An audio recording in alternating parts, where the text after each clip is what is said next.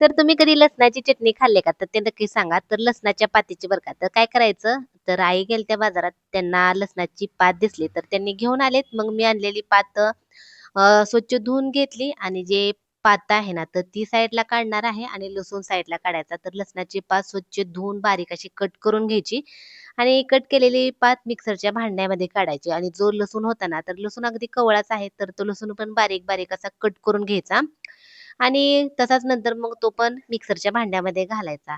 तर अशा पद्धतीनं खरं सांगायचं झालं तर पात मी पहिल्यांदाच करते म्हणजे मला माहिती नव्हती अशी चटणी वगैरे असते बनवतात. तर आईने सांगितली होती रेसिपी आणि त्यांनी जसं सांगितलंय तर तसं मी बनवते. लसूण आणि 5 लसणाचे सगळे मिक्स केले, थोडंसं मीठ घालायचं आणि तांबडं तिखट कलरचं 1 चमचा घातला आणि तिखट 1 चमचा घातला असं मिक्सरमधून फिरवून घ्यायचं आणि अशी आपली लसणाची पातेची चटणी तयार झाली. तर तुम्ही अशी चटणी खाल्ले का? केले का? मला नक्की सांगा आणि व्हिडिओ कसा वाटला ते पण सांगा. चला तर बाय.